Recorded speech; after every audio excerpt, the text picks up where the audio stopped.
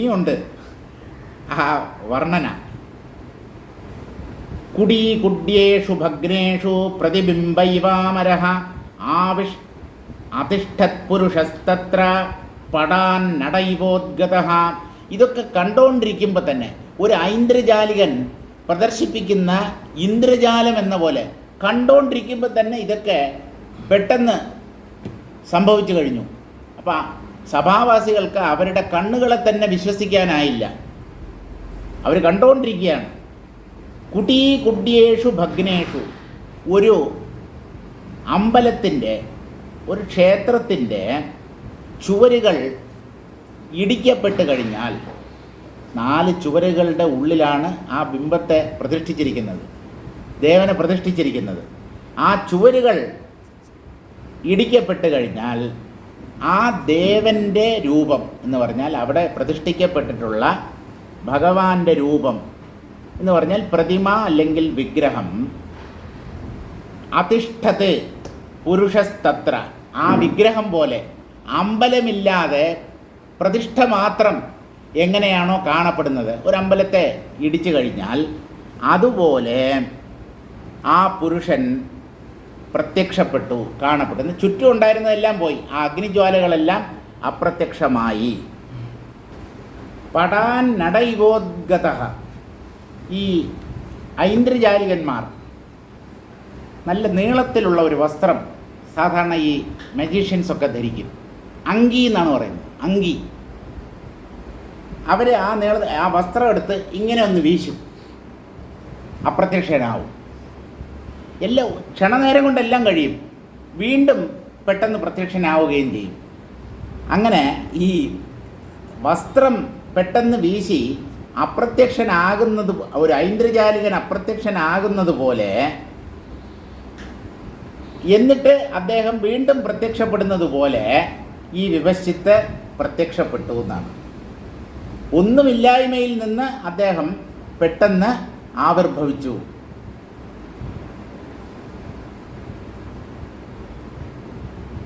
ദേവാലയ കുഡ്യാഹ കുഡ്യേഷു ഭഗ്നേഷു സത്സു, അമ്പലത്തിൻ്റെ 4 ചുവരുകളും ഇടിച്ചു കഴിഞ്ഞാൽ തദന്തർഗത ആമരഹ വിഷ്ണുവാദ്യമരാകാരഹ, ആ അമ്പലത്തിൻ്റെ ഉള്ളിൽ ശ്രീകോവിലിൽ പ്രതിഷ്ഠിക്കപ്പെട്ടിരിക്കുന്ന വിഷ്ണു മുതലായ ദേവന്മാരുടെ പ്രതിമകൾ പ്രതിബിംബ പ്രതിമേവ, അപ്പോൾ നമുക്ക് വ്യക്തമായി കാണാം. ശ്രീകോവിലിനകത്തിരിക്കുന്ന വിഗ്രഹത്തെ നമുക്ക് വ്യക്തമായി കാണാൻ പറ്റില്ല, അടുത്ത് നിന്ന് കാണാൻ പറ്റില്ല. അകത്ത് വലിയ പ്രകാശമൊന്നും കാണത്തില്ല, ചെറിയ ഒരു വിളക്ക് മാത്രമേ കാണത്തുള്ളൂ. വല്ല ട്യൂബ് ലൈറ്റോ LED എന്തുകൊണ്ട് ഫിറ്റ് ചെയ്യുന്നില്ല എന്ന് ചോദിച്ചാൽ, ഈ ഗർഭഗൃഹം അല്ലെങ്കിൽ ശ്രീകോവിൽ എന്ന് പറയുന്നത് നമ്മുടെ ഹൃദയത്തിൻ്റെ പ്രതീകമാണ്. ഹൃദയത്തിൽ മുഴുവൻ നിറഞ്ഞു നിൽക്കുന്നത് അന്ധകാരമാണ്, അജ്ഞാനമാകുന്ന അന്ധകാരം. അതിൻ്റെ മധ്യത്തിൽ ആത്മജ്യോതിസ് പ്രകാശിച്ചു നിൽക്കുന്നു. അതിനെ സൂക്ഷിച്ചു നോക്കിയാലേ കാണാൻ പറ്റൂ. ശ്രദ്ധയുണ്ടെങ്കിൽ, ഏകാഗ്രതയുണ്ടെങ്കിൽ മാത്രമേ അജ്ഞാനത്തിൻ്റെ മധ്യത്തിൽ ഒളിഞ്ഞിരിക്കുന്ന ആത്മജ്യോതിസിനെ കണ്ടെത്താൻ പറ്റൂ. അതിൻ്റെ ഒരു പ്രതീകമാണ് ഈ ശ്രീകോവിൽ എന്ന് പറയുന്നത്. അല്ലാതെ കുറച്ച് ബൾബൊക്കെ വാങ്ങിച്ചിട്ട് വളരെ ഗംഭീരമായി നല്ല പ്രകാശമയമാക്കി കൂടായിരുന്നോ? അങ്ങനെയല്ല, സൂക്ഷിച്ചു നോക്കണം. അല്ലെങ്കിൽ ദീപാരാധന സമയത്ത് വ്യക്തമായി നമുക്ക് ആ ബിംബത്തെ കാണാൻ പറ്റും. അല്ലാതെ ദൂരെ ഇരുന്നിങ്ങനെ തൊഴുതിട്ട് പോകാം, അത്രയേ ഉള്ളൂ. ഒന്നും നേരെ കാണാൻ പറ്റില്ല, മിക്കവാറും ഇരുട്ടായിരിക്കും. അപ്പോൾ ആ ശ്രീകോവിലിൽ പ്രതിഷ്ഠിക്കപ്പെട്ടിട്ടുള്ള ദേവതാരൂപങ്ങളെപ്പോലെ അദ്ദേഹം ആവരണങ്ങളൊന്നുമില്ലാത്തവനായി അഗ്നിജ്വാലകളെല്ലാം ഉപശമിച്ച് അവിടെ പ്രത്യക്ഷപ്പെട്ടു എന്നർത്ഥം. പടാത് തിരസ്കരണീ വസ്ത്രാദുദ്ഗത നടയിവ, ഇവിടെ നടൻ എന്നതുകൊണ്ട് ഐന്ദ്രജാലികൻ എന്നാണ് അർത്ഥമാക്കുന്നത്. തിരസ്കരണീ വിദ്യ എന്ന് പറഞ്ഞു കഴിഞ്ഞാൽ അപ്രത്യക്ഷമാകാനുള്ള ഒരു കഴിവ്. ഒരാളിങ്ങനെ അയാളെ കണ്ടുകൊണ്ടിരിക്കുമ്പോൾ തന്നെ അയാൾ അപ്രത്യക്ഷനാകും. ഒരു തുണിയെടുത്ത് ഇങ്ങനെ വീശും, കാണാനില്ല. അതിനാണ് തിരസ്കരണീ വിദ്യ എന്ന് പറയുന്നത്. ആ തിരസ്കരണി, അതിനൊരു വസ്ത്രമുണ്ടെന്നാണ്. ആ വസ്ത്രത്തിൽ നിന്ന് പെട്ടെന്ന് പുറത്തേക്ക് വന്ന ഐന്ദ്രജാലികനെ പോലെ സഭാവാസികൾ ഇദ്ദേഹത്തെ കണ്ടു. ഇദ്ദേഹത്തിൻ്റെ രൂപത്തെ ഇനി വർണ്ണിക്കുകയാണ്. അക്ഷമാലാധരശാന്തോ ഹേമയജ്ഞോപവീതവാൻ അഗ്നിശൗചാംബരച്ഛന്ന സദ്യശ്ചന്ദ്രൈവോദിത. കൈകളിൽ അക്ഷമാലയുണ്ട്, ജപമാല. ജപമാല അദ്ദേഹം ഒരു തപസ്വിയുടെ രൂപത്തിലാണ് പ്രത്യക്ഷപ്പെടുന്നത്. എന്തുകൊണ്ട്? അദ്ദേഹത്തിൻ്റെ പാപമൊക്കെ നഷ്ടമായി കഴിഞ്ഞു. അദ്ദേഹത്തിൻ്റെ ഉള്ളിലുള്ള അവിദ്യയും അപ്രത്യക്ഷമായി. ജ്ഞാനിയായിട്ടാണ് ഈ വിഭജിത്ത് ഇപ്പോൾ പ്രത്യക്ഷപ്പെട്ടിരിക്കുന്നത്. കയ്യിൽ അക്ഷമാലയോടുകൂടി ശാന്തനായി സ്വർണ്ണപ്പൂണൂൽ ധരിച്ചവനായി. സ്വർണത്തെ ഇങ്ങനെ ചെറിയ നൂല് പോലെ ഒക്കെ ആക്കി. സ്വർണ്ണപ്പൂണൽ എന്ന് പറയുന്നത് ഈ ഉപനയന കർമ്മത്തിൽ ചെയ്യാറുണ്ട്. സാധാരണ ഈ പൂണുനൂല് ഇടിയിക്കുന്നതിന് മുമ്പ് സ്വർണ്ണപ്പൂണൂൽ, അത് വളരെ ലോലമായിരിക്കും, ചെറിയ കസവ് നൂല് പോലെ ഇരിക്കും, പെട്ടെന്ന് അത് പൊട്ടിപ്പോവും. അപ്പോൾ അതുപോലെയുള്ള ഹേമയജ്ഞോപവീതം സ്വർണ്ണ പൂണൂല് ധരിച്ചുകൊണ്ടാണ് ഇദ്ദേഹം പ്രത്യക്ഷപ്പെട്ടത്. അഗ്നിശൗചാംബരച്ഛന്നഃ അഗ്നിദാഹേനൈവ ശൗചം നൈർമല്യം യസ്യ തഥാവിധൈരംബരൈശ്ചന്നഃ. സാധാരണ അഗ്നിയിലിട്ട് കഴിഞ്ഞാൽ എല്ലാം ശുദ്ധീകരിക്കപ്പെടുന്നു എന്നുള്ളതാണ് നമ്മുടെ സങ്കല്പം. അഗ്നിയിൽ അശുദ്ധ വസ്തുക്കളെ നിക്ഷേപിച്ചാലും അത് കത്തിച്ചാമ്പലായി കഴിഞ്ഞാൽ അതിന് അശുദ്ധിയില്ലെന്ന്. മലമൊക്കെ അഗ്നിയിൽ കത്തിച്ചാമ്പലായി കഴിഞ്ഞാൽ അതിൻ്റെ ദുർഗന്ധമൊക്കെ നഷ്ടമാകും, അതിന് ഒരു പവിത്രത കൈവരും എന്നാണ്. ചാമ്പൽ എന്ന് പറഞ്ഞാൽ ഏറ്റവും പവിത്രമായതാണ്. ചാമ്പൽ, ചാരം എന്നൊക്കെ പറയുന്നത്, അതിൽ യാതൊരു അശുദ്ധിയുമില്ല. അഗ്നിയിൽ ദഹിക്കുന്നത് കൊണ്ട് ഒരു പദാർത്ഥം എങ്ങനെ അത്യന്തം നിർമ്മലമായി പരിശുദ്ധമായി തീരുമോ അതുപോലെയുള്ള നിർമ്മലമായ വസ്ത്രം അദ്ദേഹം ധരിച്ചിട്ടുണ്ടായിരുന്നു. ഒരഴുക്കോ പൊട്ടോ പൊടിയോ ഒന്നുമില്ല. നിർമ്മലമായ വസ്ത്രധാരിയായി അദ്ദേഹം പ്രത്യക്ഷപ്പെട്ടു. സദ്യശ്ചന്ദ്രൈവോദിത. പൂർണ്ണചന്ദ്രൻ പെട്ടെന്ന് ഉദിച്ചാൽ എങ്ങനെ ഇരിക്കും? അതുപോലെയാണ് അദ്ദേഹം അഗ്നിമധ്യത്തിൽ നിന്ന് പെട്ടെന്ന് പ്രത്യക്ഷപ്പെട്ടത്. അഹോഭായിതി സഭ്യോക്ത്യ തസ്യ വേഷസ്യ ഭാസനാദ് ഭാസ്വാനിവ വിശാലാഭോ ഭാസ ഇത്യേഷ ശബ്ദിതഃ. അഹോഭാ, എന്തൊരു കാന്തി, എന്തൊരു പ്രകാശം, കണ്ണഞ്ചിപ്പിക്കുന്ന പ്രകാശം എന്ന് സഭ്യോക്ത്യ, ആ സഭാവാസികളെല്ലാം ഒന്നടങ്കം പറഞ്ഞു.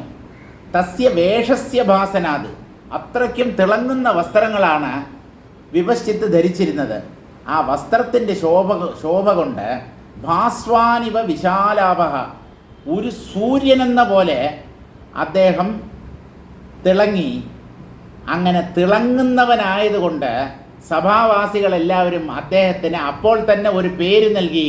ഭാസൻ, ഭാസൻ, ഭാസൻ, പ്രകാശിക്കുന്നവൻ, കണ്ണഞ്ചിപ്പിക്കുന്ന പ്രകാശത്തോടു കൂടിയവൻ, പ്രകാശമയനായ പുരുഷൻ എന്ന് സഭാവാസികൾ ഒന്നടങ്കം വിളിച്ചു.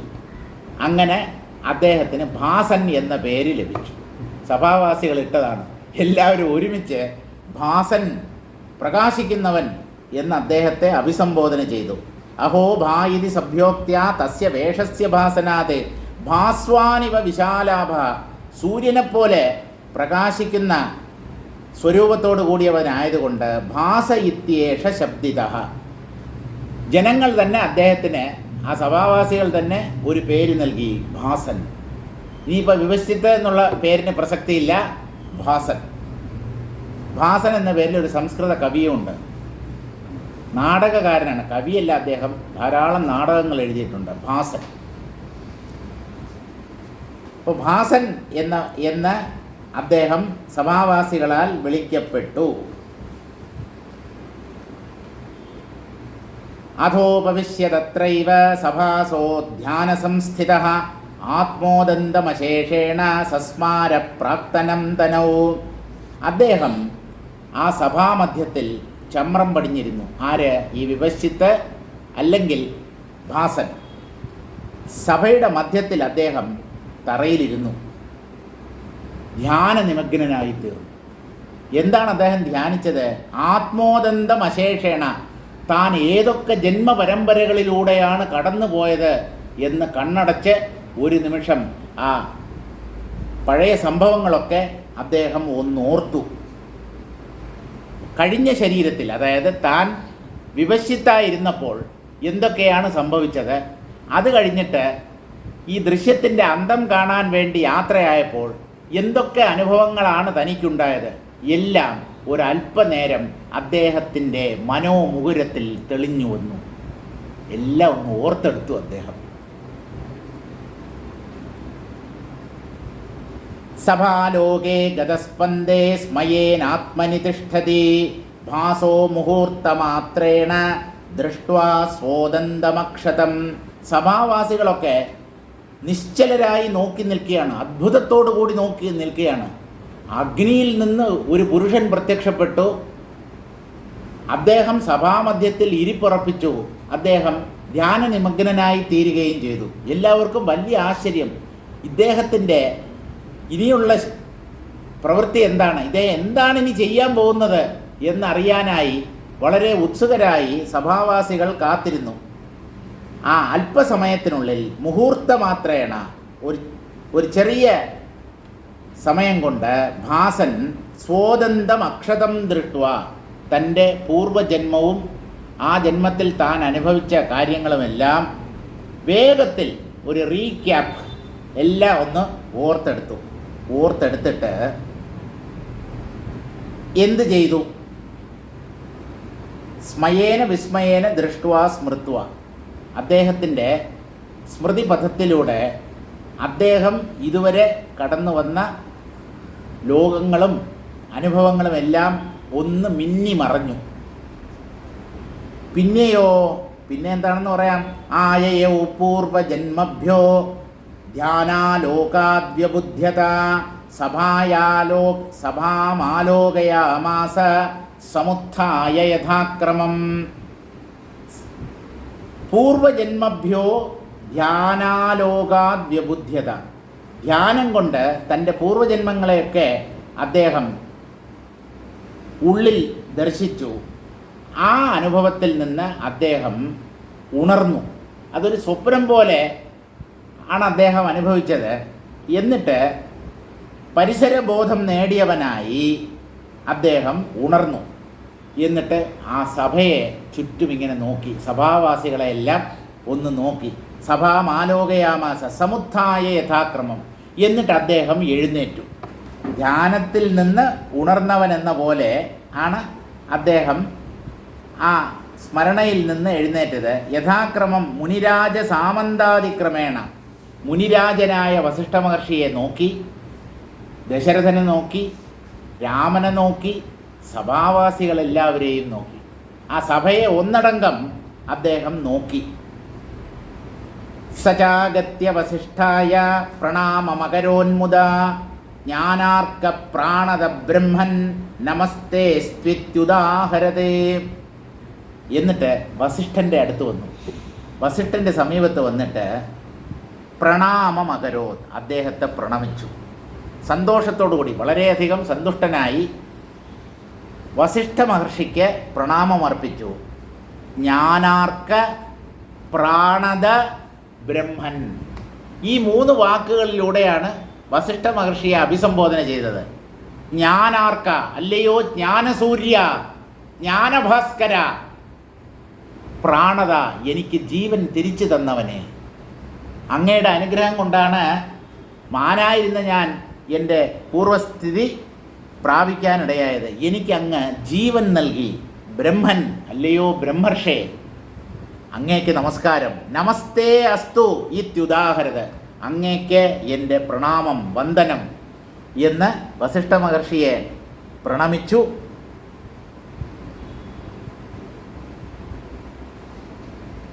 ഉദാഹരത് എന്ന് പറഞ്ഞാൽ ഉക്തവാൻ, ഭാസൻ എന്നു പേരോടുകൂടിയ ആ വിവശ്ചിത്ത്, ഇപ്പോൾ അദ്ദേഹത്തിൻ്റെ പേര് ഭാസൻ എന്നാണ്. അദ്ദേഹം വസിഷ്ഠ മഹർഷിയെ പ്രണമിച്ചു. എന്നിട്ട് അദ്ദേഹത്തോട് പറഞ്ഞു. തമുവാച വസിഷ്ഠോപി ഹസ്തേന പ്രണാമം അറിയിച്ചു, അത്രയേ ഉള്ളൂ, വേറൊന്നും പറഞ്ഞില്ല. തമുവാച വസിഷ്ഠോപി ഹസ്തേന ശിരസി സ്പൃശന് അദ്യതേ സുചിരാദ്രാജൻ അവിദ്യായാഹ ക്ഷയോസ്ത്വിതി. വസിഷ്ഠ മഹർഷിയുടെ അനുഗ്രഹവും കൂടെ ഭാസന് ലഭിച്ചു. വസിഷ്ഠ മഹർഷിയെ പ്രണമിച്ചപ്പോൾ അദ്ദേഹം എന്തു ചെയ്തു? ഹസ്തേന ശിരസി സ്പൃശൻ, തൻ്റെ കൈ കൊണ്ട് തൻ്റെ വലത് കൈ കൊണ്ട് അദ്ദേഹത്തെ അനുഗ്രഹിച്ചു, അദ്ദേഹത്തിൻ്റെ ശിരസിൽ സ്പർശിച്ചിട്ട് ആശീർവദിക്കുകയും ചെയ്തു. എന്താണ്? ആദ്യത്തെ സുചിരാദ് രാജൻ, അങ്ങ് രാജാവാണ്, വിവശ്ചിത്ത് ചക്രവർത്തിയായിരുന്നല്ലോ, അല്ലയോ രാജാവേ, ഇന്ന് അങ്ങയുടെ അവിദ്യ പൂർണ്ണമായി ഇല്ലാതായിരിക്കുന്നു, അങ്ങ് അവിദ്യയിൽ നിന്ന് മുക്തനായിരിക്കുന്നു, പരമജ്ഞാനിയായി തീർന്നിരിക്കുന്നു. കാരണം ഈ പാപമാണ് ജ്ഞാനത്തെ തടസ്സപ്പെടുത്തുന്നത്. നമ്മൾ ചെയ്ത പാപം, അതാണ് വാസനകൾ, അതാണ് അജ്ഞാനമായി നമ്മുടെ സ്വരൂപത്തെ മറയ്ക്കുന്നത്. ആ പാപം നീങ്ങിക്കഴിഞ്ഞാൽ ജ്ഞാനം ഉള്ളിൽ പ്രകാശിക്കും. പാപമാണ് അവിദ്യയായി നിൽക്കുന്നത്. എന്താണ് ഏറ്റവും വലിയ പാപമെന്നറിയാമോ? തന്നെ ഒരു ജീവനായി കരുതുന്നത്, തന്നെ ഒരു വ്യക്തിയായി കരുതുന്നതാണ് മഹാപാപം. ആ മഹാപാപമാണ് ഈ ലോകത്തുള്ള സകലരും സദാ ചെയ്തുകൊണ്ടിരിക്കുന്നത്. എങ്ങനെ രക്ഷപ്പെടും? ഞാൻ ബ്രഹ്മമാണ് എന്ന് ഉറപ്പിക്കണം. അഹം ബ്രഹ്മാസ്മി.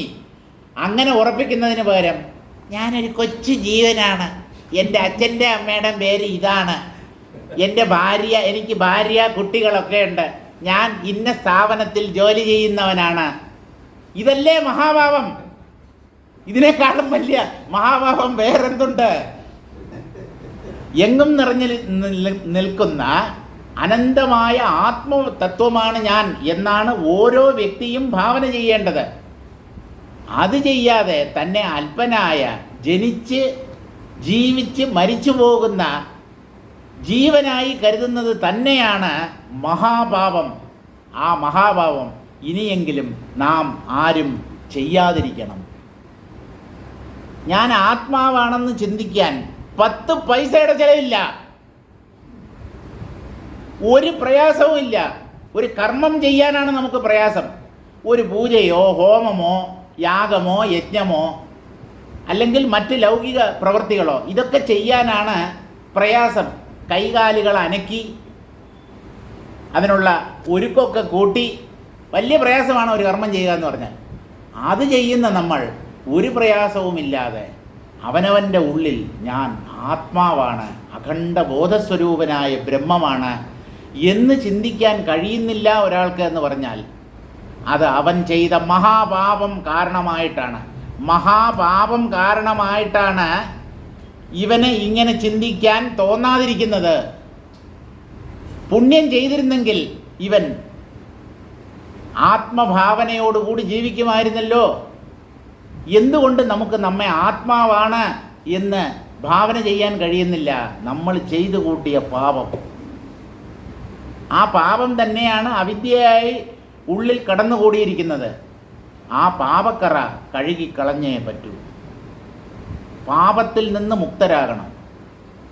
ഇപ്പോൾ പാപത്തെയൊക്കെ നശിപ്പിച്ചിട്ട് ആത്മഭാവന ശീലിക്കാം എന്ന് പറഞ്ഞാൽ പാപങ്ങളെ നശിപ്പിക്കുന്നത് അത്ര എളുപ്പമല്ല. അതുകൊണ്ട് പറ്റുന്ന കാര്യം പറയാം. പാപങ്ങളോട് കൂടിയവനാണ് നിങ്ങൾ എന്ന് തന്നെ ഇരിക്കട്ടെ, മഹാഭാവിയാണ് എന്ന് തന്നെ ഇരിക്കട്ടെ, ഞാൻ ബ്രഹ്മമാണ് എന്ന് ചുമ്മാതെയെങ്കിലും ചിന്തിച്ചൂടെ? ആ ചിന്ത നിങ്ങളെ ശുദ്ധീകരിക്കും. നിങ്ങളുടെ പാപക്കറകളെല്ലാം ആ ചിന്ത കഴുകിക്കളയും. ഒരു സംശയവും വേണ്ട. ആത്മഭാവന ശീലിക്കുന്നവൻ അതിവേഗം ശുദ്ധനായിത്തീരും. അഭിചേത് സുദുരാചാര പാപേഭ്യ പാപകൃത്തമഃ ക്ഷിപ്രം ഭവതി ധർമാത്മാ ശശ്വത് ശാന്തിം നിഗച്ഛതി. ശ്രീകൃഷ്ണൻ്റെ വാക്കുകളാണ്. ആരെ വേണമെങ്കിലും നിങ്ങൾക്ക് അവിശ്വസിക്കാം. സ്വന്തം പെറ്റമ്മയെപ്പോലും നിങ്ങൾക്ക് അവിശ്വസിക്കാം. ഭഗവാന്റെ വാക്കുകളെ അവിശ്വസിക്കരുത്. ഈശ്വരവാണി അത് എന്നും സത്യമായിരിക്കും. നിങ്ങൾ പാപികളിൽ വെച്ച് മഹാപാപിയായിക്കോളൂ. ദോഷമില്ല. ഈ ജ്ഞാനം അല്പാൽപമായി നിങ്ങളുടെ ജീവിതത്തിൽ കൂട്ടിച്ചേർത്താൽ നിങ്ങൾ അതിവേഗം ധാർമ്മികനായി മാറും, നല്ല വ്യക്തിയായി മാറും. അതിവേഗം നിങ്ങൾ പൂർണ്ണ ശാന്തിയെ പ്രാപിക്കുകയും ചെയ്യും. എന്ന് പറഞ്ഞാൽ ജ്ഞാനം നേടുകയും ചെയ്യും എന്നാണ് കൃഷ്ണൻ പറയുന്നത്. അയ്യോ ഞാൻ പാപിയാണ്. നമ്മുടെ ദുർഗാനന്ദ സ്വാമി പറയുന്ന പോലെ, അയ്യോ ഞാൻ സൗദാമിനിയാണ്, ഞാൻ സുലൈമാനാണ്, ഞാൻ ബഷീറാണ്, എനിക്ക് പല പോരായ്മകളുമുണ്ട്, പല കൊള്ളരുതായ്മകളും ഞാൻ ചെയ്തു കൂട്ടിയിട്ടുണ്ട്, എന്നെക്കൊണ്ട് ഈ ജ്ഞാനമൊന്നും പറ്റില്ല. ഇവിടെ ചുമ്മാതെ ഒന്ന് ചിന്തിച്ചാൽ എന്തെങ്കിലും നഷ്ടമുണ്ടോ? ചിന്തിക്കാൻ കാശ് കൊടുക്കണ്ടല്ലോ. സ്വപ്നം കാണാൻ ടാക്സ് കൊടുക്കണ്ട എന്ന് പറഞ്ഞ പോലെ ആത്മഭാവന ശീലിക്കാൻ നയാ പൈസയുടെ ചെലവില്ല. അത്ര എളുപ്പമായ ഒരു കാര്യം ചെയ്യാൻ നമുക്ക് തോന്നുന്നില്ല എന്ന് പറഞ്ഞാൽ അത് പാപകർമ്മത്തിൻ്റെ ഫലമാണ്.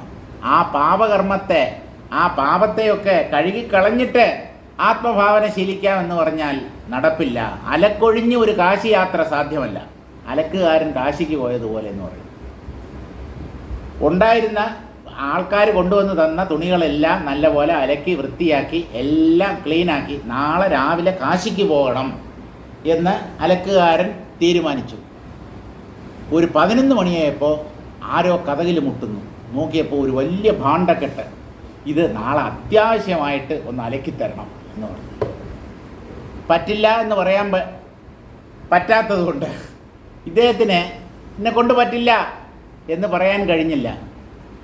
ആ വെളുപ്പ് തുണികളൊക്കെ വാങ്ങിച്ചു വെച്ചു. അടുത്ത ദിവസം കാശിക്ക് പോകാമെന്ന് തീരുമാനിച്ചു. അടുത്ത ദിവസവും ഇതുപോലെ തന്നെ ആരെങ്കിലുമൊക്കെ അലക്കാനായി വസ്ത്രങ്ങൾ കൊണ്ടുവരും. ചുരുക്കം അലക്കുകാരൻ ഒരിക്കലും കാശിക്ക് പോയിട്ടില്ല. അദ്ദേഹത്തിന് ഒരിക്കലും കാശിക്ക് പോകാൻ പറ്റില്ല. അവൻ്റെ കർമ്മം, പ്രാരബ്ധം അവനെ പോകാൻ അനുവദിക്കില്ല. അതുപോലെ നമ്മൾ അലക്ക് ഒഴിഞ്ഞിട്ട് പാപങ്ങളെയെല്ലാം സത്കർമ്മങ്ങളിലൂടെ കഴുകിക്കളഞ്ഞിട്ട് പുണ്യം ചെയ്ത് പാപക്കറയൊക്കെ കഴുകിക്കളഞ്ഞിട്ട് ആത്മഭാവന ശീലിക്കാമെന്ന് പറഞ്ഞാൽ അത് നടപ്പില്ല. ഇപ്പോൾ ഇരുന്നിടത്ത് തന്നെ പാപങ്ങൾ പലതും ചെയ്തിട്ടുണ്ടാവാം. ഒരുപാട് ദുർവാസനകൾ നിങ്ങളുടെ ഉള്ളിൽ സഞ്ചയിച്ചിട്ടുണ്ടാകാം. ഒരു കുഴപ്പമില്ല. ഈ ഞാൻ ആത്മാവാണ് എന്ന ചിന്തയെ അംഗീകരിക്കൂ. ചിന്തിക്കുന്നത് കൊണ്ട് എന്ത് നഷ്ടം നിങ്ങൾക്ക്? എന്തൊക്കെയോ ചിന്തിച്ചു കൂട്ടുന്നില്ലേ, വേണ്ടതും വേണ്ടാത്തതും. ഞാൻ ആത്മാവാണ് എന്നുള്ളത് പരമാർത്ഥമാണ്. ആ സത്യത്തെ ഭാവന ചെയ്യുന്നത് കൊണ്ട് തന്നെ ഒരാളുടെ ചിത്തം അതിവേഗം ശുദ്ധമാകും. അദ്യതേ സുചിരാദ്രാജൻ അവിദ്യായാഹ ക്ഷയോസ്ത്വിതി. വളരെ കാലമായി അങ്ങയുടെ ഉള്ളിൽ ഉണ്ടായിരുന്ന അവിദ്യ പൂർണ്ണമായും ക്ഷയിക്കട്ടെ എന്ന് വസിഷ്ഠ മഹർഷി വിപശ്ചിത്തിൻ്റെ അല്ലെങ്കിൽ ഭാസൻ്റെ തലയിൽ സ്പർശിച്ചുകൊണ്ട് അനുഗ്രഹിച്ചു. രാമം ജയേതി ജൽപന്തം നതം ദശരഥോ തതം ആസനാത് കിഞ്ചിദുത്തിഷ്ഠൻ സമുവാച ഹസന്നിവ. വസിഷ്ഠ മഹർഷിയുടെ ആശീർവാദം സുചിരാത് ദൃശ്യമാനായാഹ തേ അവിദ്യായാഹ അദ്യ ക്ഷയഃ അസ്തു ഇതി. അവിദ്യയുടെ അന്തം കാണാൻ വേണ്ടിയാണ് ഈ വിപശ്ചിത്ത് ശ്രമിച്ചത്. അവിദ്യ തന്നെയാണ് ദൃശ്യം, പ്രപഞ്ചം. ആ പ്രപഞ്ചത്തിൻ്റെ അന്തം കാണാനായിട്ടാണ് ശ്രമിച്ചത്. അത് ഒരിക്കലും അവസാനിക്കില്ല. നിൻ്റെ ഉള്ളിലുള്ള അവിദ്യ പൂർണ്ണമായി നശിപ്പിക്കപ്പെട്ടാൽ അത് തന്നെയാണ് പ്രപഞ്ചത്തിൻ്റെ അവസാനവും. ആ അവിദ്യ ഇന്നോടുകൂടി പൂർണ്ണമായി ക്ഷയിക്കട്ടെ എന്ന് വസിഷ്ഠ മഹർഷി ആശീർവദിച്ചു, അനുഗ്രഹിച്ചു. ഭാസൻ എന്ത് ചെയ്തു? രാമം ജയേതി ജൽപന്തം നതം ദശരഥോധതം ആസനാത് കിഞ്ചിദുത്തിഷ്ഠൻ സമുവാച ഹസന്നിവ. രാമൻ ജയിക്കട്ടെ എന്ന് പറഞ്ഞു. വസിഷ്ഠ മഹർഷിയുടെ അടുത്ത് ഇരിക്കുകയാണല്ലോ 16 വയസ്സുള്ള, 16 ആയിട്ടില്ല, 16 തികഞ്ഞിട്ടില്ല, ഊന ഷോഡശ വയസ്കഹ എന്നാണ് പറയുന്നത്. 16 തികഞ്ഞിട്ടില്ല ഒരു 3-4 മാസം കൊണ്ട് 16 വയസ്സ് തികയും. അങ്ങനെ 16 പോലും തികയാത്ത രാമൻ ജയിക്കട്ടെ എന്ന് ഭാസൻ പറഞ്ഞു. നതം ദശരഥോധസൻ, തന്നെ പ്രണമിച്ചുകൊണ്ട് നിൽക്കുന്ന ആ ഭാസനോട് ദശരഥനും പറഞ്ഞു. ദശരഥൻ എന്താണ് പറയുന്നത് എന്നുള്ളത് ഇനി പറയും. അതായത് എല്ലാവരെയും പ്രണമിക്കുകയാണ്. ആര്? ആ വിവശ്യത്ത് ഭാസൻ. അതാണ് അറിവിൻ്റെ ലക്ഷണം എന്ന് പറയുന്നത്. അഹങ്കാരം പൂർണ്ണമായി ഒഴിഞ്ഞു മാറും. മറ്റുള്ളവർ എന്നെ പ്രണമിക്കണം എന്ന് വിചാരിക്കുന്നവൻ അവിദ്യയിൽ മുങ്ങിക്കുളിച്ച് നിൽക്കുന്നവനാണ്. അവനാണ് ലോകത്തിലെ ഏറ്റവും വലിയ അജ്ഞാനി. എല്ലാവരും എന്നെ മാനിക്കണം, ആദരിക്കണം, ബഹുമാനിക്കണം, എനിക്ക് പൊന്നാട ചാർത്തണം. താൻ ആരുവാ?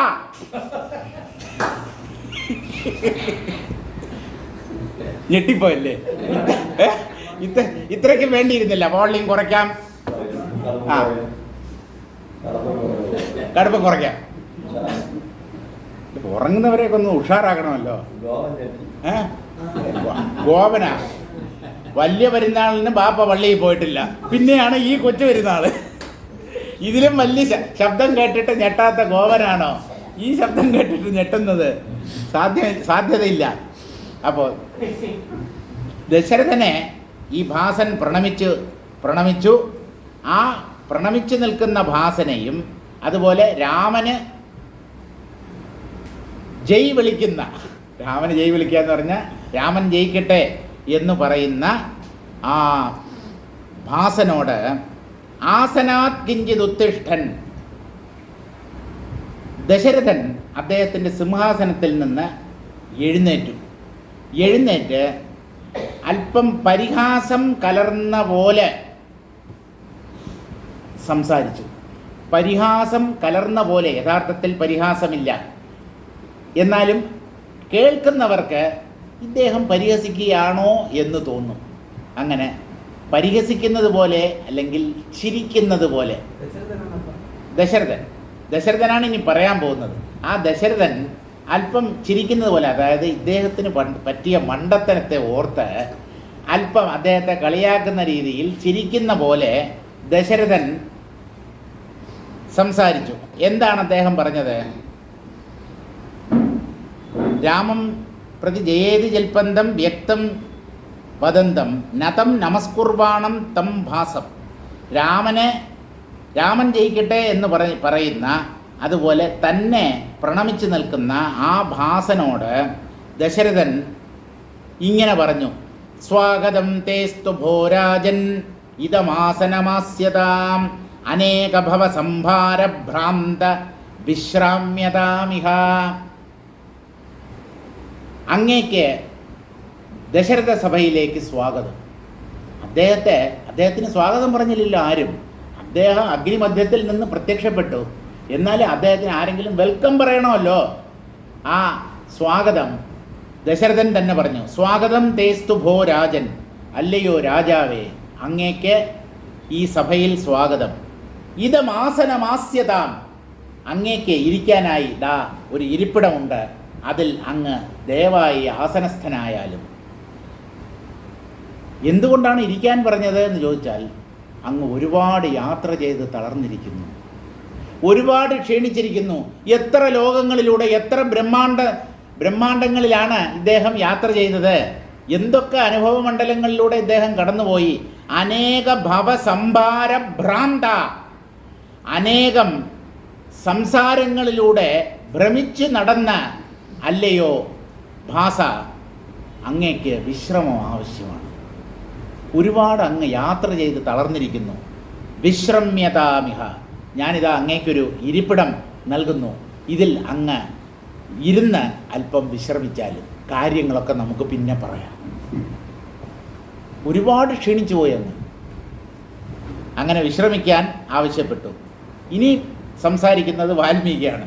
ശ്രീ വാൽമീകിരുവാച വദത്യേവം ദശരഥേ വിവശ്ചിത് ഭാസനാമഭൃത് വിവേശവിഷ്ടരേ വിവേശവിഷ്ടരേ വിശ്വാമിത്രാദീൻ പ്രണമൻ മുനീൻ. ഇങ്ങനെ ദശരഥൻ ഭാസനോട് ഇരിക്കാൻ ആവശ്യപ്പെട്ടപ്പോൾ, അദ്ദേഹത്തിന് ഇരിക്കാനൊരു ഇരിപ്പിടവും നൽകിയപ്പോൾ, ആ വിപശ്ചിത്ത്, ഇപ്പോൾ ഭാസൻ എന്ന് പേരോട് കൂടിയ ആ വിപശ്ചിത്ത് പുതിയൊരു പേര് കിട്ടി. വിപശ്ചിത്ത് എന്നുള്ള പേര് മാറി ഭാസൻ എന്നുള്ള പേരോടുകൂടി അദ്ദേഹം വിഷ്ടരേ വിവേശ, അദ്ദേഹത്തിന് ഒരു പീഠമോ ഒരു ആസനമോ എന്തോ ഇരിക്കാൻ ഇട്ടുകൊടുത്തു. അതിലിരുന്നു. ഇരിക്കുന്നതിന് മുമ്പ് വിശ്വാമിത്രാദീൻ പ്രണമൻ മുനീൻ, അവിടെയുള്ള വിശ്വാമിത്രാദി മഹർഷിമാർ, വലിയ വലിയ മഹർഷിമാരൊക്കെ ഉണ്ട്. അഗസ്ത്യൻ, വിശ്വാമിത്രൻ, അങ്ങനെ ഈ വാസിഷ്ഠം തുടങ്ങുന്നതിന് മുമ്പ് ആ ദശരഥ സഭയിൽ ആരൊക്കെ ഉണ്ടായിരുന്നു എന്ന് വർണ്ണിക്കുന്നുണ്ട്. ആ സദസ്സിൽ സന്നിഹിതരാകാത്ത ഒരു ഋഷിയുമില്ല. സകല മഹർഷിമാരും, നാരദൻ ഉൾപ്പെടെയുള്ള ദേവലോക ഋഷിയാണ്, ദേവർഷിയാണ് നാരദൻ. അദ്ദേഹം പോലും ആ സഭയിൽ സന്നിഹിതനായിരുന്നു.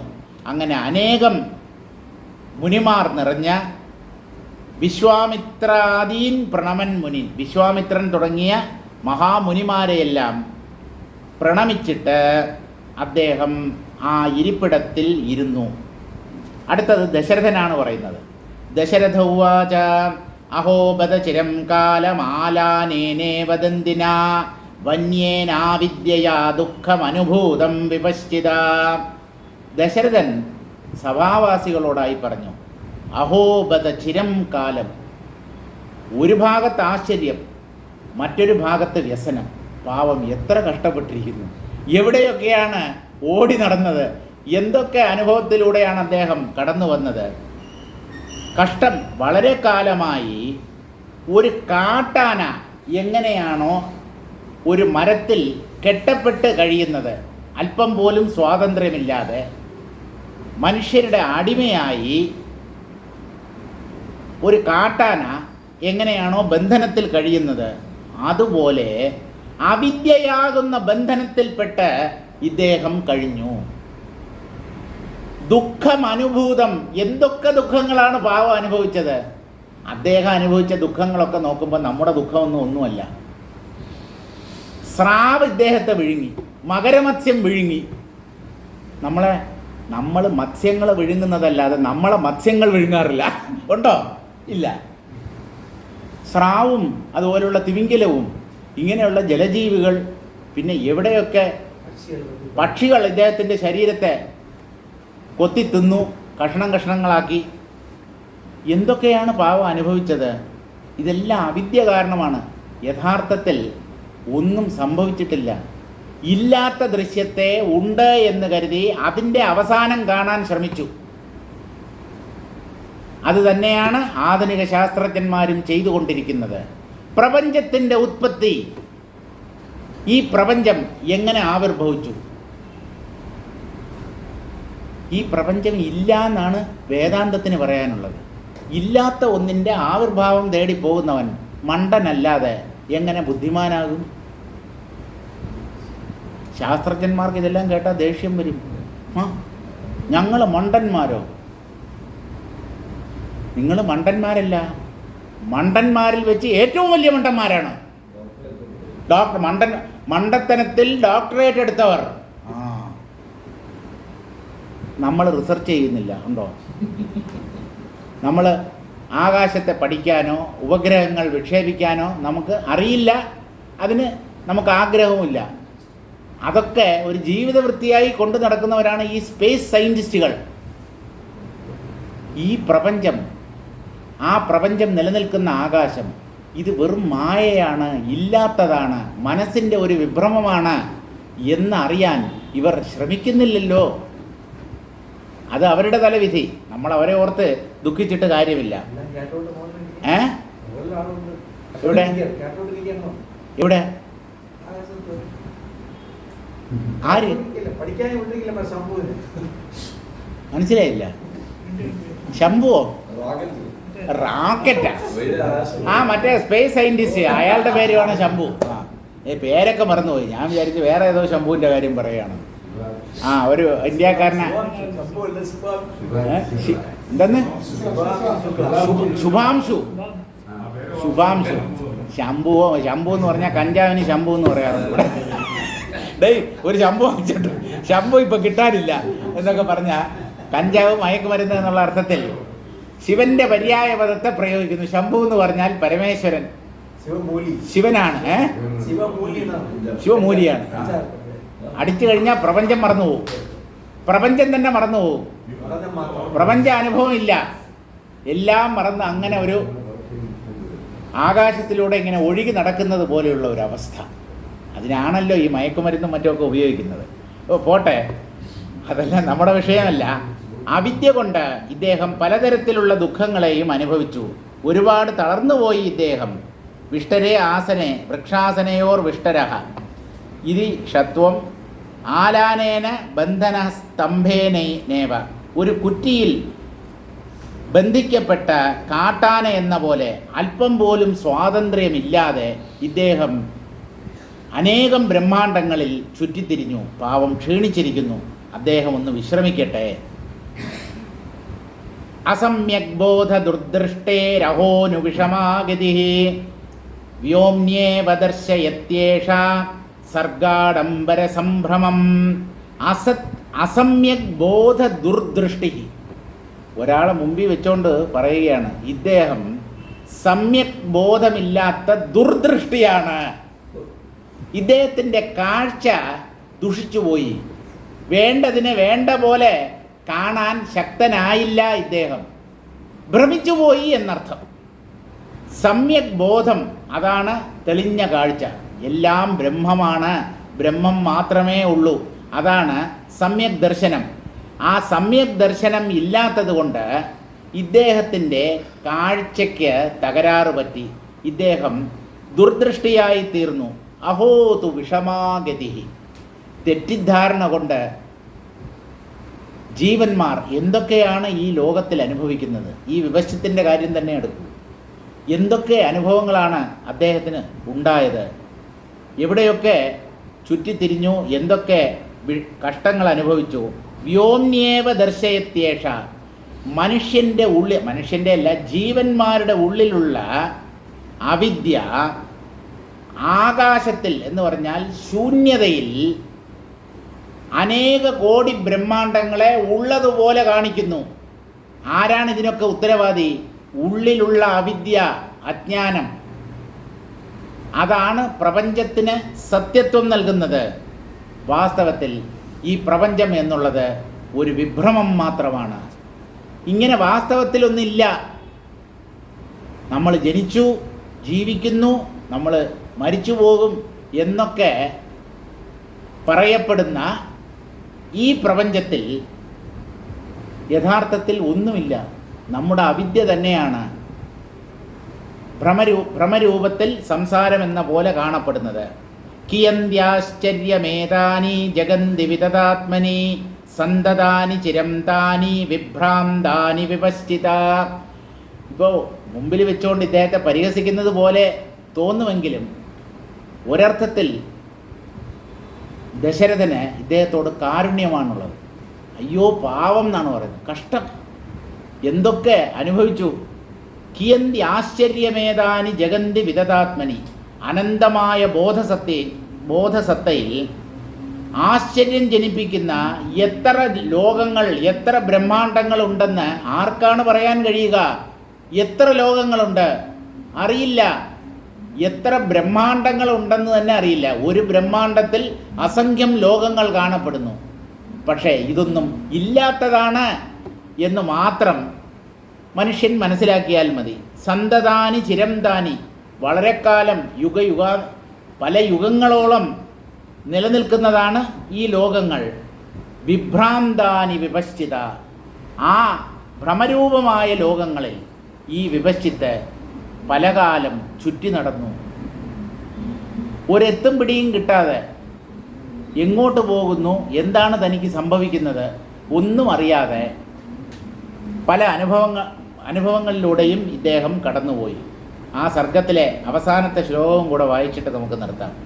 വ്യോമാത്മനോപി മഹിമായ മഹോനുകീദൃഗേ അസ്യ സ്വഭാവ വിഭവസ്യ ചിദാത്മവൃത്തേഃ യശൂന്യയേവ പരമാത്മഘനേംബരേന്ദഃ ഏവം വിധാനി വിവിധാനി ജഗന്തി ഭാന്തി. വ്യോമാത്മനോപി മഹിമാ അയം അഹോനു കീദൃക്. ഈ അവിദ്യയുടെ മഹിമ, ആ അവിദ്യ എന്ന് പറഞ്ഞാൽ യഥാർത്ഥത്തിൽ ഇല്ലാത്തതാണ് ഇങ്ങനെയുള്ള ഭ്രമങ്ങൾക്ക് കാരണമായി തീരുന്നത്. ശൂന്യസ്വരൂപിണിയാണ് അവിദ്യ. അവിദ്യ എന്നൊന്ന് വാസ്തവത്തിൽ ഇല്ല, ആത്മാവിൽ ഉണ്ടാവാൻ പറ്റില്ല. ആ അവിദ്യ തന്നെ ഉള്ളതുപോലെ തോന്നുന്ന ഒരു ഭ്രമമാണ്. ആ ഭ്രമം അനേകം ബ്രഹ്മാണ്ടങ്ങൾ എന്ന ഭ്രമത്തിന് കാരണമാകുന്നു. എന്തൊരാശ്ചര്യമാണിത്! ആർക്ക് ഇതിനെയൊക്കെ പൂർണ്ണമായി വിശകലനം ചെയ്ത് വിലയിരുത്താൻ പറ്റും? വ്യോമാത്മനോപി മഹിമാ അയം അഹോനു കീദൃക്. ഈ മായയുടെ അല്ലെങ്കിൽ അവിദ്യയുടെ മഹിമ എത്രയുണ്ടെന്ന് ആർക്ക് തിട്ടപ്പെടുത്താൻ കഴിയും? സ്വഭാവ വിഭവസ്യ ചിദാത്മവൃത്തേ. ഈ അവിദ്യ എന്ന് പറയുന്നത് ചിത് ശക്തി തന്നെയാണ്. ചിത്തിൽ നിന്ന് വേറിട്ട ഒന്നല്ല ഈ അവിദ്യ. പക്ഷേ അത് ആത്മതത്വത്തെ മറച്ചിട്ട് പ്രപഞ്ചത്തെ ഉള്ളതുപോലെ ആക്കി തീർക്കുന്നു. അങ്ങനെ പലതരം വിഭവങ്ങളെ തൻ്റെ ഉള്ളിൽ ഒതുക്കി വച്ചിരിക്കുന്നു ഈ അവിദ്യ. യശൂന്യയേവ പരമാത്മഘനേ അംബരേ അന്തഃ. പരമാത്മാവാകുന്ന സത്യവസ്തുവിൻ്റെ ഉള്ളിൽ ഈ അവിദ്യ അല്പം പോലുമില്ല. ഇത് വെറും ശൂന്യമാണ്. സാന്ദ്രമായ ബോധത്തിൻ്റെ ഉള്ളിൽ ഇരുട്ട് പോലെയുള്ള അവിദ്യ എങ്ങനെ പൊന്താനാണ്? പക്ഷേ ഈ അവിദ്യ പൊന്തിക്കഴിഞ്ഞാൽ പല ലോകങ്ങളും സത്യമെന്ന പോലെ കാണപ്പെടും. ജീവന്മാർ ഈ ലോകങ്ങളിലാണ് ഭ്രമിക്കുന്നത്. ഈ അവിദ്യ യഥാർത്ഥത്തിൽ ശൂന്യയാണ്, ഇല്ലാത്തവൾ തന്നെയാണ്. പരമാത്മാവ് സാന്ദ്രമായ തത്വമാണ്. ഇടതൂർന്ന് നിൽക്കുന്ന ആത്മതത്വത്തിൽ ശൂന്യരൂപിണിയായ അവിദ്യ എങ്ങനെ പൊന്തും? സാധ്യതയില്ല. പക്ഷേ വ്യക്തമായി നമുക്ക് അനുഭവിക്കാൻ കഴിയും. അതാണ് ഈ വിപശ്ചിത്ത് അനുഭവിച്ചത്. ഇല്ലാത്ത കുറേ കാഴ്ചകൾ, അനന്തമായ ലോകങ്ങൾ, എന്തൊക്കെയാണ് അനുഭവിച്ചത്? വാസ്തവത്തിൽ അതൊന്നുമില്ല. യശൂന്യയേവ പരമാത്മഘനേ അംബരേ അന്തഃ. പരമാത്മാവ് സാന്ദ്രമായ, എന്നാൽ അകത്ത് ഒന്നുമില്ലാത്ത ഇടതൂർന്ന ആകാശം പോലെയാണ്. ആത്മാവ് ഒരു വസ്തുവല്ല. അതിൻ്റെ ഉള്ളിൽ എന്തുണ്ടെന്ന് ചോദിച്ചാൽ അതിൻ്റെ ഉള്ളിൽ ഒന്നുമില്ല, അത് മാത്രമേ ഉള്ളൂ. അതെന്താണെന്ന് ചോദിച്ചാൽ അതിൻ്റെ സ്വരൂപത്തെ തീരുമാനിക്കാൻ പറ്റുകയുമില്ല. പക്ഷേ അങ്ങനെയൊന്നുണ്ട്. ഏവം വിധാനി വിവിധാനി ജഗന്തി ഭാന്തി. ആ പരമാത്മ തത്വത്തിൻ്റെ ഉള്ളിൽ, അഖണ്ഡ ബോധത്തിൻ്റെ ഉള്ളിൽ ഇതുപോലെ വിവിധങ്ങളായ, നമുക്ക് ഭാവന പോലും ചെയ്യാൻ പറ്റാത്തതായ അനേകം ലോകങ്ങൾ പ്രകാശിക്കുന്നു, ചുറ്റിത്തിരിയുന്നു. ഇതൊന്നും ഓർത്ത് നമ്മൾ ബേജാറായിട്ട് ഒരു കാര്യവുമില്ല. ഇവിടെ വിഷമിക്കാനോ ദുഃഖിക്കാനോ ഒന്നുമില്ല എന്ന് മനസ്സിലാക്കുക. അത്രയേ ഉള്ളൂ ഈ വിവരണത്തിൻ്റെയൊക്കെ ഉദ്ദേശ്യം. ഇതിൻ്റെ വ്യാഖ്യാനം കൂടെ വായിച്ചിട്ട് നിർത്താം. ചിദാത്മവൃത്തേർ മായാ സ്വഭാവരൂപസ്യ അസ്യ വിഭവസ്യ വസ്തുതോ വ്യോമാത്മനഃ ശൂന്യസ്യാപ്യയം മഹിമാ കീദൃക്. ചിത്ത് തന്നെയാണ് അവിദ്യ എന്ന പോലെ കാണപ്പെടുന്നത്. അവിദ്യ അല്ലെങ്കിൽ മായ, മായാ സ്വഭാവരൂപം, പരമാത്മാവിൻ്റെ സ്വഭാവമാണ് മായ.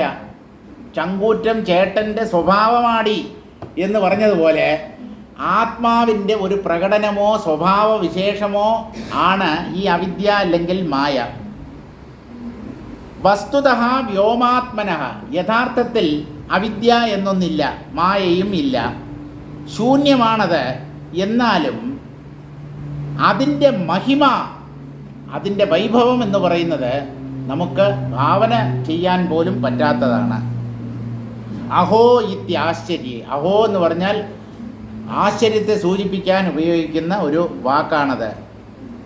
യോ മഹിമ, ആ ഭഗവാന്റെ മഹിമ ഈശ്വരീ മായ എന്നാണ്. ഈശ്വരൻ്റെ ശക്തിയാണ് ഈ മായ എന്ന് പറയുന്നത്. ഈശ്വരനെ ശരണം പ്രാപിച്ചാൽ മായയുടെ പിടിയിൽ നിന്ന് രക്ഷപ്പെടാം. ഈശ്വരനെ മറന്നാൽ മായ പിടികൂടും. എന്ത് വേണമെന്ന് നിങ്ങൾ തീരുമാനിച്ചു. ഭഗവാനെ വിസ്മരിക്കുന്ന സ്ഥലത്ത് മായ പിടികൂടും. ആ മായ ഏതൊക്കെ രൂപത്തിൽ വരാം?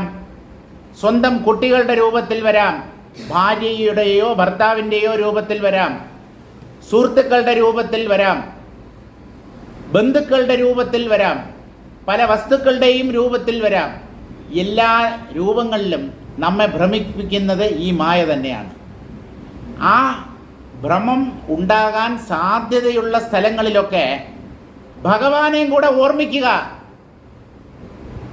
ഒരു കുഴപ്പവും സംഭവിക്കുകയില്ല. ഭഗവാനെ മറന്നാൽ ഏത് ഗംഭീരനെയും ഈ മായ നിഷ്പ്രയാസം കീഴ്പ്പെടുത്തും. ഗംഭീരന്മാർ, വിശ്വാമിത്രൻ, ഈ സഭയിൽ സന്നിഹിതനായ വിശ്വാമിത്രൻ, അദ്ദേഹം പോലും വീണുപോയില്ലേ ആ ദേവസ്ത്രീയുടെ സൗന്ദര്യത്തിൽ. മേനക പാവം ധ്യാനിക്കാനിരുന്നതാണ്, തപസ് ചെയ്യാനിരുന്നതാണ്. ഇന്ദ്രന് സഹിച്ചില്ല. ഭൂമിയിൽ ആരെങ്കിലും തപസ് ചെയ്ത് കഴിഞ്ഞാൽ ഇന്ദ്രന് വെപ്രാളമായി. കാരണം തൻ്റെ സ്ഥാനമെങ്ങാനും അപഹരിക്കപ്പെടുമോ? തപസ് ചെയ്ത് 100 അശ്വമേധയാഗം ചെയ്തവരാണ് ഇന്ദ്രപദവിയിലെത്തുന്നത് എന്നാണ് പുരാണങ്ങളും മറ്റും പറയുന്നത്. അപ്പോൾ ആരെങ്കിലും തപസ് ചെയ്യാൻ തുടങ്ങിക്കഴിഞ്ഞാൽ അവൻ്റെ തപസ് മുടക്കും. അതാണ് ഇന്ദ്രൻ്റെ പ്രധാന ജോലി. അതിനു വേണ്ടി ധാരാളം അപ്സരസുകൾ അവിടെ ദേവലോകത്തിലുണ്ട്. പ്രധാനപ്പെട്ട 4 പേരുടെ പേര് പറയാം. ഉർവശി, മേനക, രംഭ, തിലോത്തമ. അതിൽ ഉർവശി, രംഭ, ഈ 2 പേരിൽ 2 സിനിമാ നടിമാരുമുണ്ട്. ഒന്ന് മലയാള നടി, രംഭ തമിഴ് സിനിമാ നടിയാണ്. തിലോത്തമ അങ്ങനെ ഒരു പേര് അങ്ങനെ ഒരു പേരിൽ നടിമാരാരുമില്ല. ഉർവശി, മേനക, രംഭ, ഉർവശി, മേനകയും അപ്പോൾ 3 പേരുണ്ട്. ഉർവശി, മേനക, രംഭ. 2 പേര് മലയാളം നടിമാരാണ്, ഒരാൾ തമിഴ് നടി. തിലോത്തമ മാത്രമില്ല. സാരമില്ല. അതെ, ഒരു സുന്ദരിക്ക് തിലോത്തമ എന്ന് പേരിടാമല്ലോ. അല്ലല്ല, അത് ഉർവശിയാണ്. അല്ല, നരനാരായണ ഋഷിയിൽ അതിൽ നാരായണ ഋഷി അദ്ദേഹത്തിൻ്റെ തപസ് മുടക്കാൻ ഈ ഇന്ദ്രൻ ശ്രമിച്ചു. ഒരു സുന്ദരി വന്ന് മുമ്പിൽ നൃത്തം തുടങ്ങി. ഇവരൊക്കെ വന്ന് നൃത്തമാണ്. ആ ചിലങ്കയുടെയും മറ്റ് ശബ്ദം കേട്ടിട്ട് എന്താ ജിൽ ജിൽ എന്ന് പറയുന്ന ശബ്ദം കേൾക്കുമ്പോൾ എന്താണ് പുറത്ത് സംഭവിക്കുന്നത്? ഇയാൾ കണ്ണു തുറന്ന് നോക്കിയാലല്ലേ മായയിൽ പെടുകയുള്ളൂ. ഉള്ളിൽ അന്തർമുഖനായി തീർന്നാൽ രൂപങ്ങളൊന്നുമില്ല, ആത്മാവിൽ തന്നെ നിഷ്ഠയോടുകൂടിയിരിക്കും. അപ്പം ഈ കണ്ണ് തുറന്ന് നോക്കണമല്ലോ. വേടൻ്റെ റാപ്പോ? എന്തായാലും നൃത്തം ചെയ്യുകയാണ് ഈ ദേവലോക സുന്ദരിമാരുടെ പ്രധാന ജോലി. അങ്ങനെ മുനിമാരുടെ ഏകാഗ്രതയ്ക്ക് ഭംഗം വരുത്തുക. അങ്ങനെ നാരായണ ഋഷിയെ അദ്ദേഹത്തിൻ്റെ ശ്രദ്ധ വ്യതിചലിപ്പിക്കാൻ വേണ്ടി ശ്രമിച്ചപ്പോൾ അദ്ദേഹം അനങ്ങിയില്ല. അപ്പോൾ അദ്ദേഹം അത് കഴിഞ്ഞിട്ട് ഈ പെണ്ണുമ്പിള്ളയുടെ നൃത്തമൊക്കെ തീർന്നിട്ട് എന്തായാലും അവിടുന്ന് മെനക്കെട്ട് വന്നതല്ലേ, ഇന്ദ്രന് ഞാനൊരു സമ്മാനം തരാം എന്ന് പറഞ്ഞിട്ട് തൻ്റെ തുടയിൽ ഒരു തട്ട് തട്ടി. ആ തുടയിൽ ഊരുവിൽ നിന്ന് ജനിച്ചവളായതുകൊണ്ടാണ് ഉർവശി എന്ന പേര് ഉർവശിക്ക് ലഭിച്ചത്. ഊരു എന്ന് പറഞ്ഞാൽ തുട. തൻ്റെ തുടയിൽ നിന്ന് ഈ ദേവലോക സുന്ദരിമാരെ പോലും വെല്ലാൻ കഴിവുള്ള ഒരു സുന്ദരിയെ സൃഷ്ടിക്കാൻ നാരായണ മഹർഷിക്ക് കഴിയും. അദ്ദേഹമാണോ സ്ത്രീയുടെ സൗന്ദര്യത്തിൽ ഭ്രമിച്ചു പോവുക? എന്തായാലും ഇപ്പോൾ ഈ ഉർവശിയെയും കൊണ്ട് നിങ്ങൾ 2 പേരും കൂടെ ദേവലോകത്ത് പോകും. എൻ്റെ ഒരു ഉപഹാരമായി ഞാനിത് ഇന്ദ്രന് സമ്മാനിച്ചതായി അദ്ദേഹത്തോട് അറിയിക്കൂ എന്ന് പറഞ്ഞു. എനിക്ക് മറ്റേ തിലോത്തമയുടെ ആ കഥ ഞാൻ കേട്ടിട്ടില്ല. ഉർവശിയുടെ കഥയാണ് കേട്ടിട്ടുള്ളത്. ഉർവശി അവാർഡും ഉണ്ട്. ഒരു അവാർഡിൻ്റെ പേരും.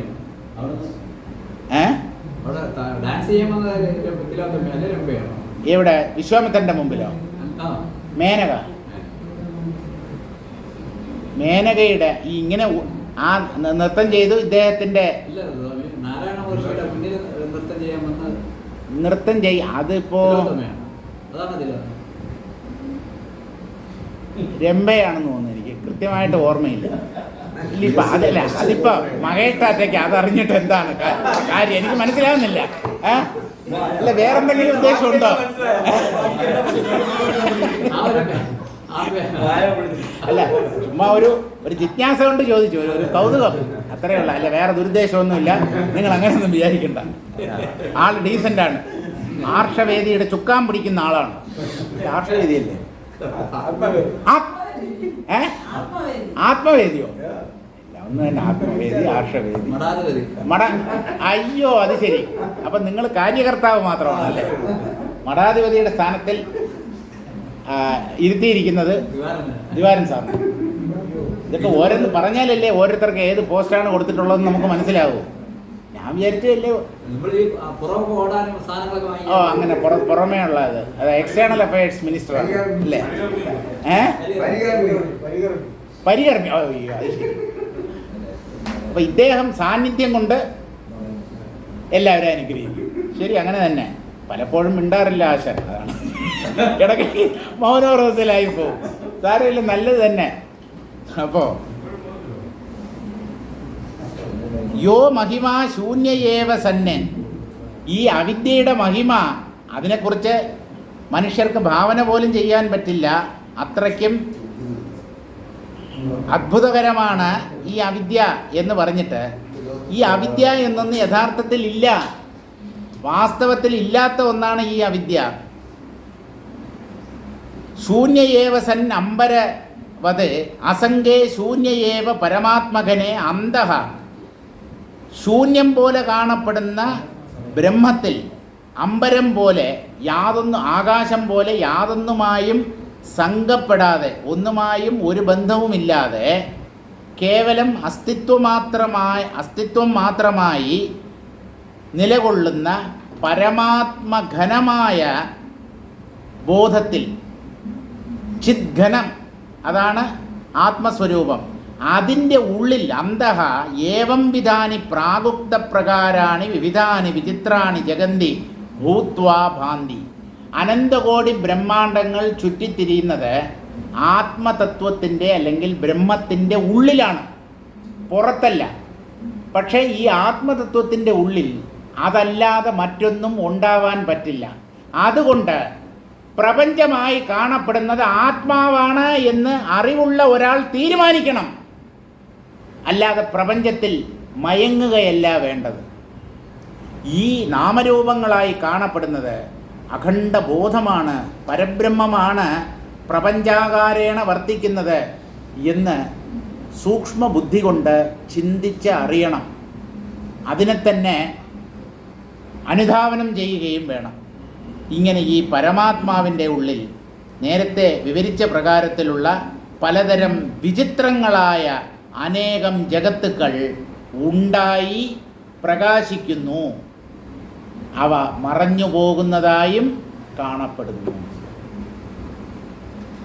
നമുക്കിവിടെ നിർത്താം. ആ അധ്യായവും നമ്മൾ വായിച്ച് അവസാനിപ്പിച്ചു. 130-ാമത്തെ പുതിയ ഒരു അധ്യായത്തിലേക്ക് നാളെ കടക്കാം.